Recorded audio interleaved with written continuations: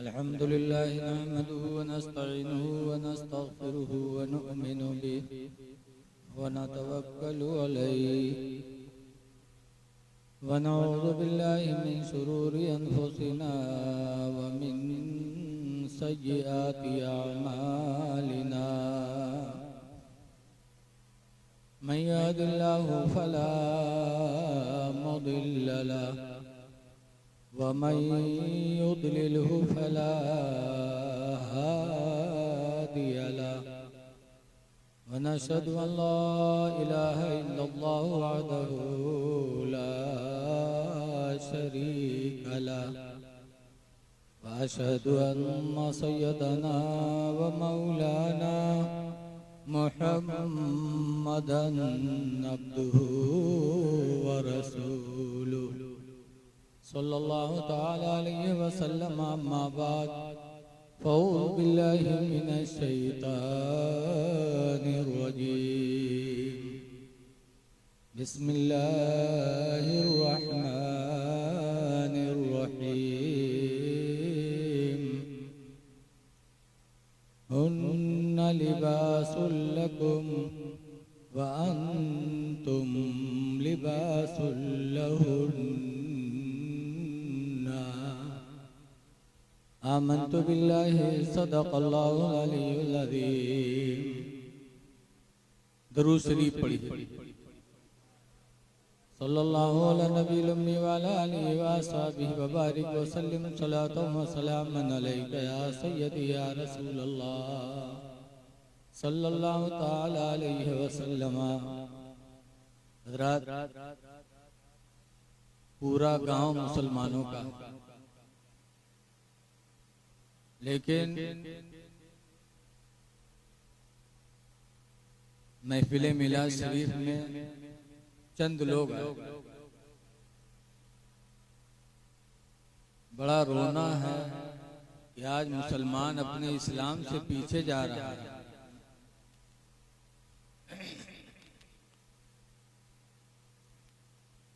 ऐसे ही तादाद देकर एक मौलाना साहब तकरीर के लिए बैठे और उन्होंने कहा, हाय अफसोस, इस्लाम कितना पीछे चला गया। तो इस्लाम नाम के एक आदमी पीछे बैठ रहा है, कहे सिरे का मौलाना हमको पहचाना था क्या? वो अफसोस करें कि इस्लाम कितना पीछे हो गया और जाने का मौलाना हमका पहचाना था क्या? तो उठा हुआ से आके बीच में बैठ। मौलाना फिर तकरीर करते करते फिर हालात देखकर अफसोस करते, हाय अफसोस, इस्लाम कितना पीछे हो। तो फिर बीच से उठाए के आगे बैठ गए। अब मौलाना कहा जाने काहे उठक बैठक लगाया। थोड़ी देर बाद फिर मौलाना हालात से मुतासिर होके कहते, हाय अफसोस, इस्लाम कितना पीछे हो। तो खड़ा होगा, कहे उसका मौलाना अपने खोपड़ी बैठ गई, पीछे रहे न आगे आए, बीच में आए, फिर भी भूखा तो पीछे चला गया।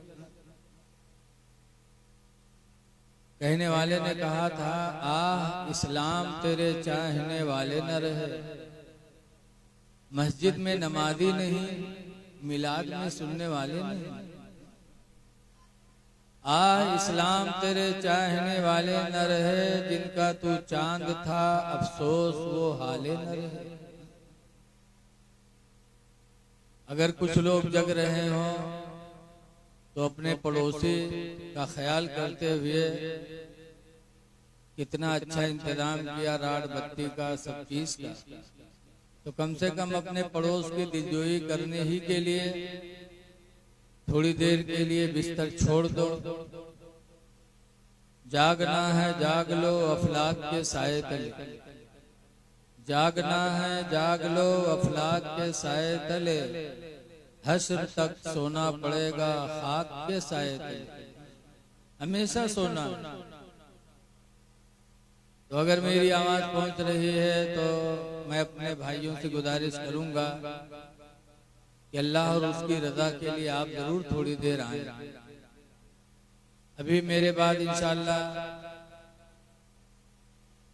बहुत बासलाहियत आलिम हजरत अल्लामा मौलाना हाफिज़ो कारी अकबर अली साहब किबला, उस्ताद मदरसा अजीजुल उलूम नानपारा, और शहजादे हुजूर हसीब मिल्लत हजरत अल्लामा मौलाना जियाउल मुस्तफ़ा साहब किबला का बयान होगा। मुझे खन्नापुरवा जाना है, इसलिए जब तक मैं घर पहुंचूंगा तब तक यहाँ खत्म होगा। तो मेरे बाद इन हजरात का भी आपको सुनना है। कुरान हकीम की एक आयत मैंने पढ़ी है। अल्लाह ताला फरमाता है, हुन्ना लिबासुल लकुम,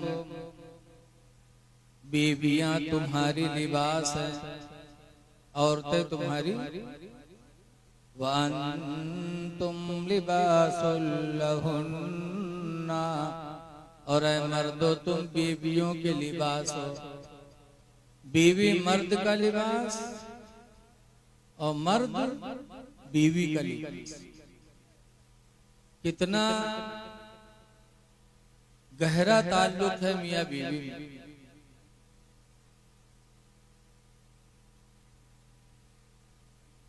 क्यों?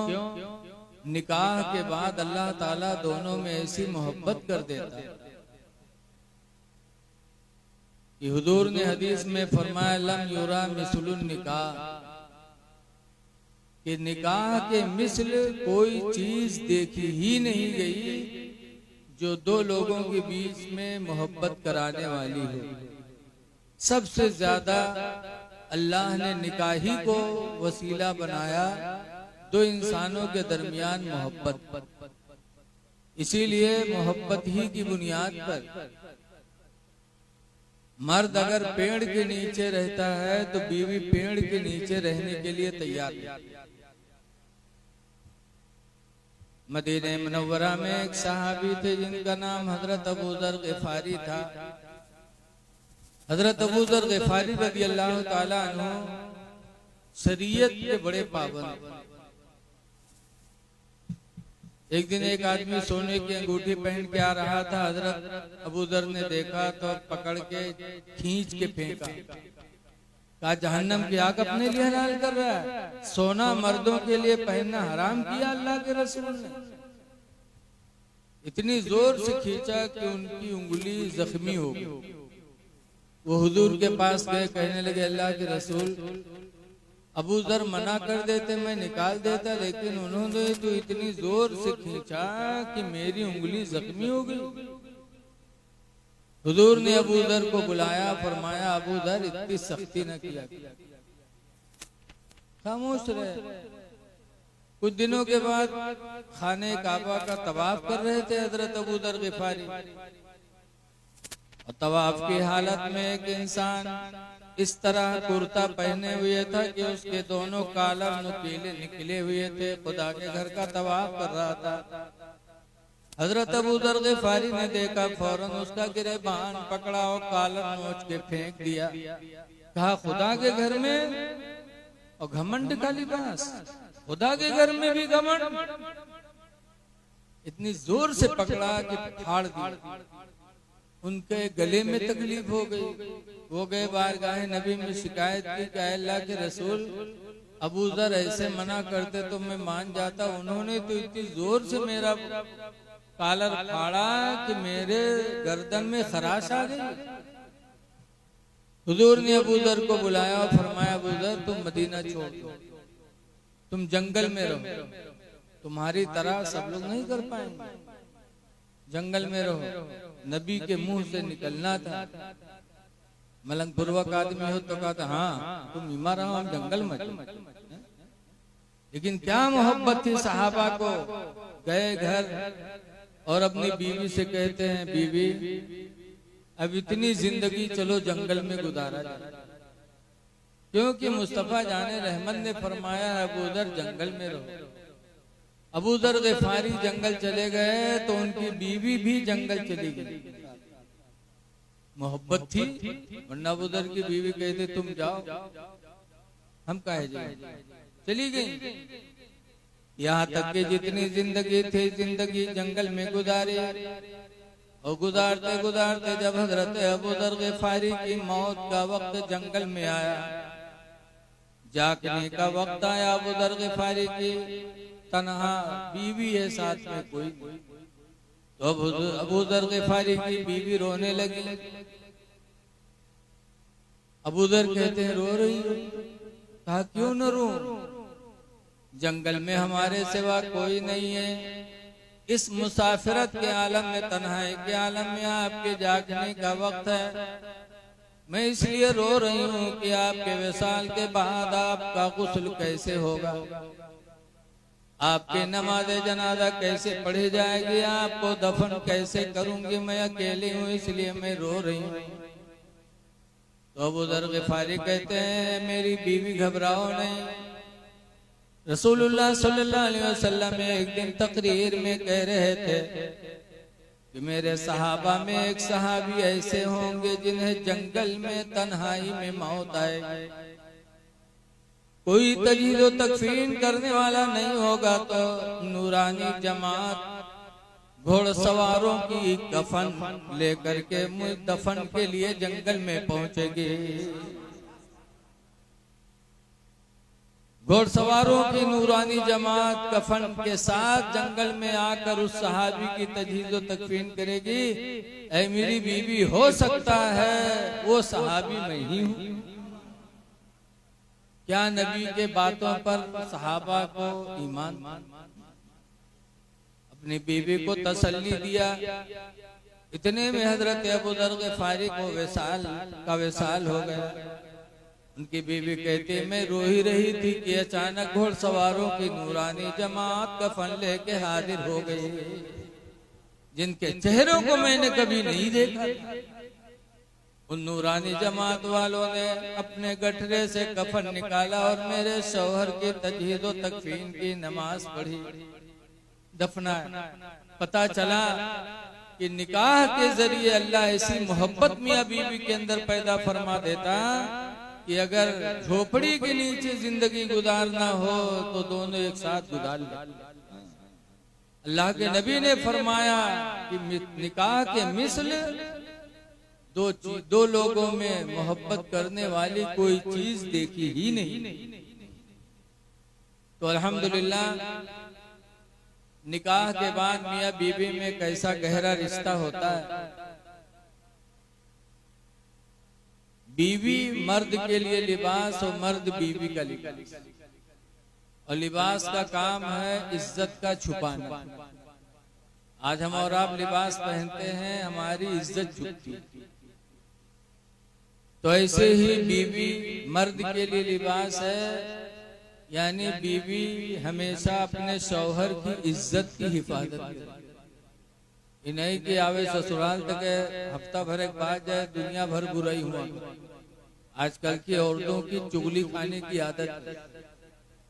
जो औरतें अपने मैका में जाकर अपने ससुराल की बुराई करती हैं, सास की बुराई करती हैं, बहन की बुराई, नंद की बुराई करती हैं, शौहर की बुराई करती हैं, वो औरतें सख्त गुनहगार हैं।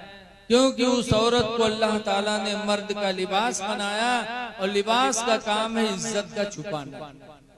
बीवी को चाहिए कि अपने ससुराल की इज्जत की हिफाजत करे, कहीं कुछ न बयान। लेकिन आदत है इनकी इधर उधर लगाने। जइहे हफ्ता दो हफ्ता के बाद दुनिया भर हुआ कहानी सुनाइए। मर्दवा आने जे तब वो लतियावा जे दुरियावा जे, तो वो सोचत है आवे दियो। जब वो आवत है तब वो चढ़त, वो लातन मुक्का गूंजत। आखिर ये नौबत क्यों आती है? बीवी ने गलत किया। बीवी को अल्लाह ने मर्द का लिबास बताया और मर्द को बीवी का लिबास। लिबास का काम है इज्जत का छुपाना, कोई किसी की बुराई नहीं। रसूल करीम सल्लल्लाहु अलैहि वसल्लम की बेटी फातिमा ज़हरा हजरत अली के निकाह में थी। एक दिन हजरत अली बाहर से तशरीफ लाए, इंसानी फितरत के नाते मियाँ बीवी में कुछ तू मैं हुई। तो हजरत अली शेर खुदा ने सोचा मैं फातिमा से तू मैं कर रहा हूँ जिनको रसूलुल्लाह ने अपने बदन का टुकड़ा बताया। अगर फातिमा नाराज हो गई तो अल्लाह के रसूल नाराज हो जाएंगे। ये सोचकर हजरत अली फौरन घर से बाहर निकले। जब घर से बाहर निकले हजरत अली तो हजरत फातिमा ये सोचकर रोने लगी कि हजरत अली हमसे नाराज होके चले, रोने लगे। इतने में अल्लाह के रसूल तशरीफ लाए फातिमा की खैरियत के लिए। आते आते जब सरकार ने अपनी बेटी फातिमा को रोते हुए देखा तो सरकार फरमाते हैं, ऐ मोहम्मद की जान तुमको किसने रुलाया? आजकल की औरतें होती तो एक से एक जड़, लेकिन ऐ मेरी माँ बहनों जरा फातिमा की जिंदगी देखो। रसूलुल्लाह ने फरमाया है मोहम्मद की जान तुमको किसने रुलाया? तो फातिमा ने अली की बुराई नहीं किया, बल्कि फातिमा कहती हैं मुझसे मेरे शौहर अली नाराज होके चले गए इसलिए मैं रो रही हूँ। कहाँ गए? कहा मस्जिद नबवी में होंगे और कहाँ होंगे? मस्जिद में होंगे और कहाँ होंगे? खातूने जन्नत ने अपने शौहर अली की कोई बुराई नहीं किया।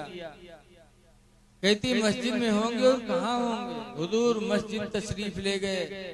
देखा गर्मी का वक्त था, हजरत अली कभी ये करवट कभी वो करवट, पूरे बदन में मिट्टी लग गई।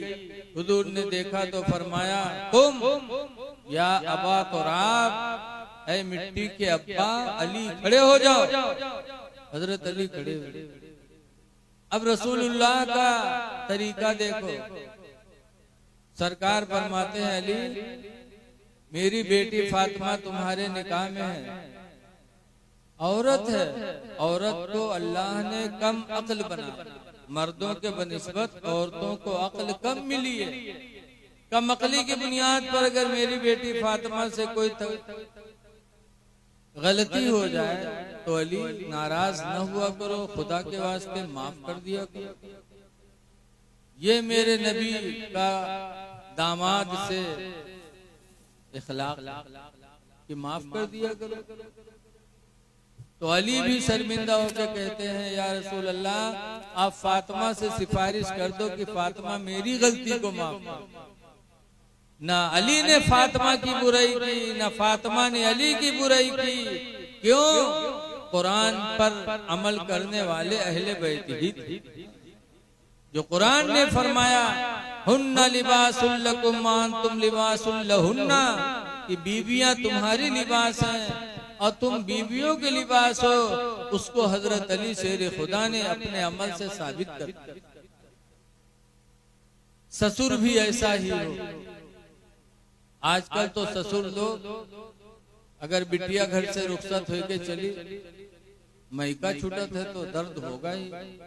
भाई छूट रहा, बहनें छूट रही, माँ बाप छूट रहे। जब घर से रुखसत होके लड़की निकलती है तो सब कुछ सोच करके रो पड़े। और जब लड़की रोती है तो आजकल के बाप का काहे रो धरे जा डराए ना। अगर वो आंखें नहीं उठाई तो क्या सारे आंखें हम निकाल लिया। अगर तनको बोले तो क्या सारे तो हम कत्ल करा दे, चाहे 10 बीघा जमीन बिका जाए, काहे डरात है जा। तो जब बप्पा पहलवान बनाए पठाई है तो वो अखाड़ा हो घर क्यों जन्नत में। ऐ लोगों रसूलुल्लाह सल्लल्लाहु अलैहि वसल्लम की जिंदगी अपनाओ। क्या रसूलुल्लाह ने अपनी बेटी और अपने दामाद को सबक सिखाया। इसलिए बीवी शौहर का लिबास और शौहर बीवी का लिबास। याद रखो आज शौहर कमा कमा के खिलाता है तो समझता है कि बीवी पर मेरा एहसान। बोलो, लेकिन यकीन जानो शौहर का एहसान नहीं है बीवी पर, बल्कि बीवी का एहसान है शौहर पर। और एक एहसान नहीं कई एहसान। हजरत उमर फारूक आज़म रसूलुल्लाह सल्लल्लाहु अलैहि वसल्लम के सहाबी हैं, खलीफे दोम हैं। बड़ा मर्तबा इस्लाम में इनका बयान किया जाता है, बड़ा मर्तबा। हजरत उमर फारूक आजम रज़ियल्लाहु ताला अन्हु फरमाते हैं, ऐ लोगों, औरतों का एहसान मानो। सबसे पहला एहसान तो यह है कि औरतों की वजह से हमारी निगाहें गुनाह से बचती। किसी की माँ बहन बेटी पर हमारी निगाहें गलत नहीं उठती, इसकी वजह से, बीवी की वजह से। जब आदमी का पेट भरा होता है तब दूसरों के खाने पे नजर नहीं लगती। बोलो है कि नहीं? दूसरा एहसान यह है कि बीवी की वजह से घर मिसले जन्नत बन जाए। तीसरा एहसान यह है कि बीवी शौहर की अमानत को अपने पेट में 9 महीना तक महफूज रखे। चौथा एहसान यह है कि 2 साल तक लड़के को दूध सीने का मुफ्त में पिलाती, कोई पैसा लेती भी। और 5वां एहसान यह है सबसे बड़ा कि बीवियों की वजह से अल्लाह ताला हमें तुम्हें औलाद अता फरमाए। बीवी न हो तो गुडुआ पपुआ कहाँ से ली हो बताओ? है कोनो दुकान पर बिका? अल्लाह के रसूल ने एहसान माना। इसीलिए हुजूर की बीवी हजरत खदीजा का जब इंतकाल हुआ और हजरत आयशा से निकाह हुआ, हजरत आयशा के बिस्तर पे सरकार गए लेटे, तो जब सरकार करवट बदलते तो याद करते खदीजा, हाय मेरी खदीजा। दूसरी करवट जाते तो कहते हाय मेरी खदीजा। खदीजा का इंतकाल हो गया तो हजरत आयशा कहती हैं, क्या बुढ़िया की रट लगाते रहते हैं आप, जब देखो तब बुढ़िया खदीजा की याद करते रहते हैं। तो हुजूर फरमाते हैं, सुनो आयशा, मैं खदीजा को कभी नहीं भुला सकता। खदीजा का पहला एहसान मेरे ऊपर यह है कि जब दुनिया के लोगों ने मेरी नबूवत को झुठलाया तो सबसे पहले मेरी नबूवत पर ईमान लाने वाली खदीजा ही है। सुभानअल्लाह, बेशक। और खदीजा का दूसरा एहसान मेरे ऊपर यह है कि जब पूरा अरब मेरा दुश्मन बना तो खदीजा ने अपने दौलत और अपने तन धन से मेरी मदद फरमाई। बेशक, सुभानअल्लाह। दौलत खदीजा ने मेरे ऊपर कुर्बान कर दी। और तीसरा एहसान खदीजा का यह है कि खदीजा के पेट से अल्लाह ताला ने मुझे औलाद अता फरमाई है। बेशक, सुभानअल्लाह, सुभानअल्लाह। इसलिए मैं खदीजा को कभी भुला नहीं सकता। पता चला कि औरतों का एहसान है मर्दों पर, मर्दों का एहसान नहीं है। आप कमा कमा के खिलाते हो तो कोई एहसान थोड़ी है। आप तो 1000, 2000 या 100-200 के मजमे में आप वादा करके आते हो 2 गवाहों के सामने के अलावा नानो नफका के 21,000 देवे चली चली।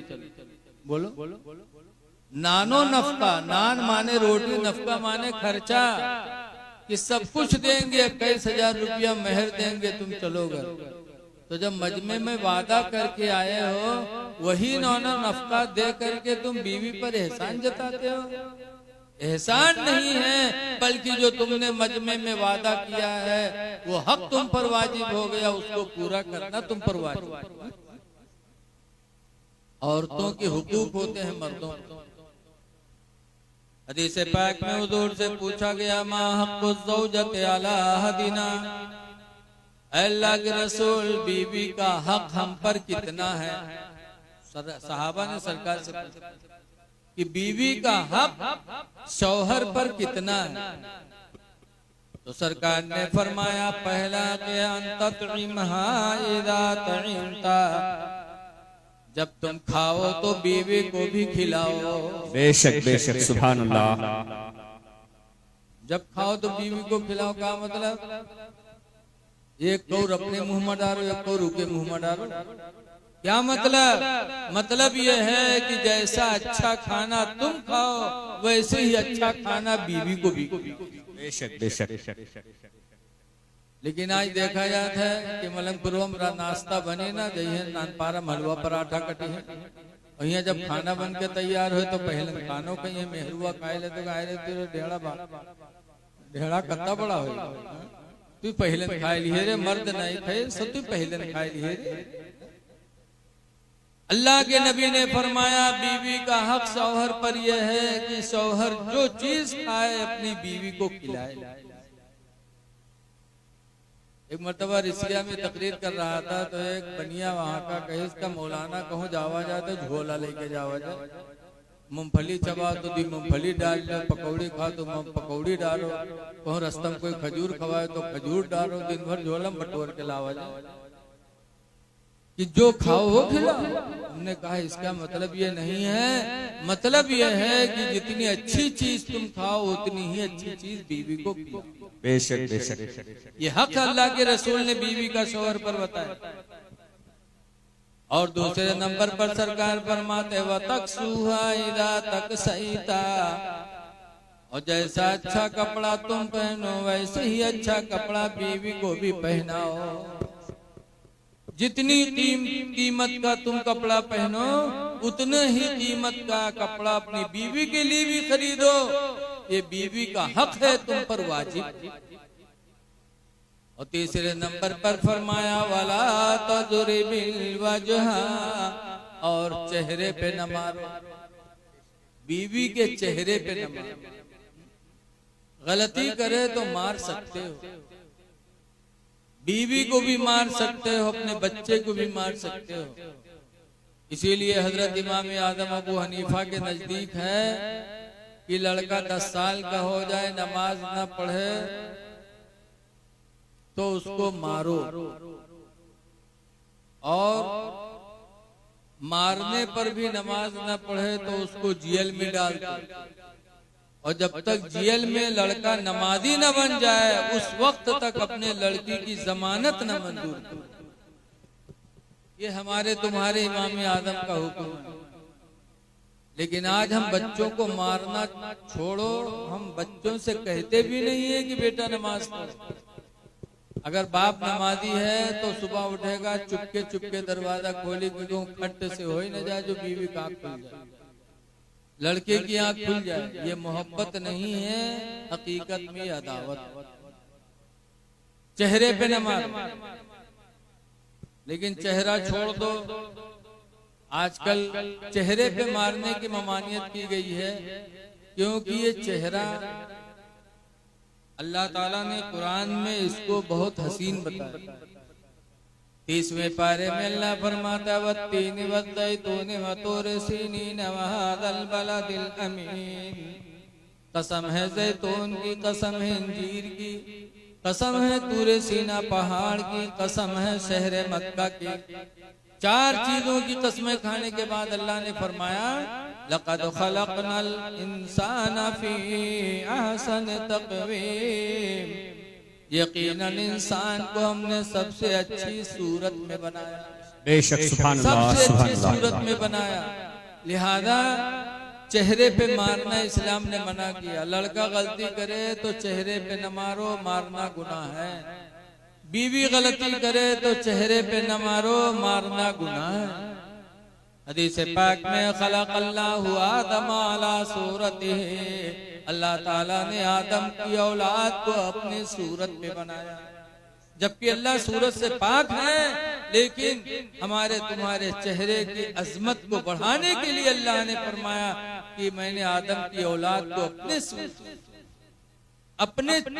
सूरत पे बनाया, तो चेहरे पे मारना बना। लेकिन आज कुछ लोग हैं जो मारने के इतने आदी हो गए हैं। अगर बीवी आवे घरे और लड़का न मारे तो के बुढ़िया महतारी मोहल्ला में घूम घूम का हमारे लड़कवा तो मेहरी आएगा। अल्लाह जाने कौन घूटिए इतियावत पियाए दी चुके तो हाथ ही नहीं उठा। अगर न मारी तो वो बुढ़िया सास मार खाए। ऐ मार खिलाने वालियों, कल कयामत के दिन खुदा को क्या जवाब दो? तुम तो रहमतुल्लिल आलमीन की उम्मती हो। अल्लाह ने ऐसे नबी की उम्मत में पैदा फरमाया जो सारे आलम के लिए रहमत बन किया है, और तुम अपनी बहू के लिए दुश्मन बनी हो, मार खिला रही हो। और कुछ लोग मारने में अपनी बहादुरी भी समझते हैं। एक आदमी था, उसकी बच्ची की शादी हुई, रुखसत करके जब भेजा तो बच्ची रोने लगी, तो बाप ने कहा बेटी शौहर के घर जा रही हो,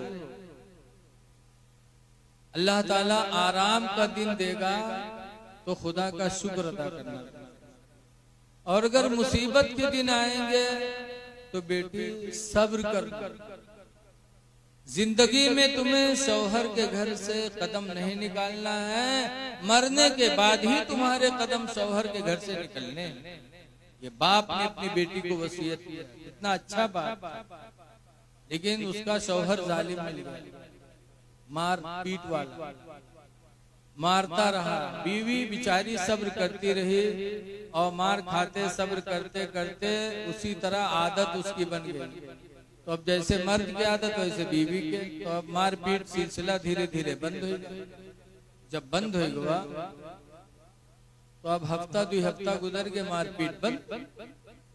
तो आदमीवा जिसके निकाह में औरतिया रहा, वो आदमीवा चटपटा है, बहुत परेशान की 2 हफ्ता होगा मारे नहीं, कैसे मारी। तो एक दिन दरवाजे पर ठाड़ सोचा, प्रोग्राम बनावे कि मार के कौन सूरत अपना। तो एक सूरत के समझ में आई कि जाई मछली ले, और मछली ला के घर में रख दी। उसके बाद जब खाना बनाए के हमका बुलाई खाए खाते, जब हम बैठबे तो हम उससे पूछबे क्या रे सब मछली बनाए हैं, तो अगर कहीं हाँ सब बनाए हैं, तू ही कही के मरबे के सब कहे बना डाले रे, आधा रख दी थी कल का कही रे। अगर कही कि हाँ आधा बना है ना आधा रख दिया है, तू ही कही के मरबे की रख काहे दिए रे, मछली हुई सड़ जे कि न सड़ी रे। बहरहाल आज मारब जरूर, सब बनाई तू ही कही के मरबे कल खातिर रखे काहे ना।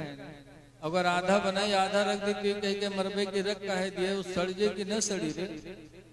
गवा मछली लेके आवा घरे रख दी, बीवी बिचारी खाना बना। नारे तकबीर, नारे रिसालत, नारे रिसालत, कारी आबिद रजा साहब किबला, कारी आबिद रजा साहब किबला, नारे तकबीर, नारे रिसालत। देखिए माशाल्लाह हजरत कारी साहब किबला तशरीफ ले आए, वालेकुम अस्सलाम। अब मैं अपनी तकरीर खत्म ही कर रहा हूँ, क्योंकि अब लंबा वक्त जाएगा, कल है शायद बारात है, परसों। बहरहाल जब वो बीवी खाना बना के रखी, बुलाया खाने के लिए, तो प्रोग्राम के मुताबिक लाठी लेके आओ कि आज तो मरे ही मारे। बैठा, बीवी ने खाने दिया तो पूछा था सब मछलियां बनाए हैं रे, तो मूड हलेस बहुठाईस लाठी, कहीं सारे सब कहे बना डाले रे, आधा रख दी थी कल का कही रे, कैसे रे भूल गई थी आधी मछली कल के लिए भी मैंने रख दी। अब यू सट, अब कोई आगे सवाल ही नहीं। तो बहरहाल खैस तो, लेकिन प्रोग्राम फेल होगा तो खाना कहाँ जाएगा। एक लुकमा खैस के बाद उठ पड़ा। बीवी ने, गर्मी का मौसम था, आंगन में बिस्तर बिछाया, जब ये लेटा तो बीवी गई पैर दबाने लगी कि मेरा शौहर है, दिन भर रोटी कमाया, थका मांदा होगा, तो गई पैर दाबने लगी। और जालिम वही चक्कर में पड़ा कि कैसे का मारी, तो आसमान पर देखत रहा ऐसे पड़ा और पैर दबावे, तो इका हल्की सी कहूँ लकीर आसमान में दिखाई पड़ी। तो बीवी से कहा थे अरे आसमान में लकीर कैसे रे, तो वह देखी तो कहे वो फरिश्तन के सड़क, फरिश्तन के सड़क कहीं ना रे, तो फरिश्तन के सड़क के नीचे हमारा बिस्तर बिछाया है रे, अगर उनके मोटर फिसली एक्सीडेंट हुआ तो हम मरब की बचब रे, दुश्मन वो उठाए के लाठी पीट के बहाएगी। ऐसे ऐसे जालिम दुनिया में पड़े। अल्लाह के रसूल ने फरमाया बीवी का तीसरा हक शौहर पर यह है वला तदरिबिल वजहा, कि उसके चेहरे पे न मारे। और चौथे नंबर पर सरकार फरमाते वाला तो कभी बिहा, और उसको बुरा न कहो, बीवी को बुरा न कहो। बहुत से कोई लोग कहते हैं तोर जात खराब, तोर खानदान खराब, कहते कि नहीं कहते गुस्से में, इस्लाम ने इन बोलियों को मना फरमाया कि बुरा न कहो। तो ऐ लोगों, ये न समझो कि शौहर का एहसान बीवी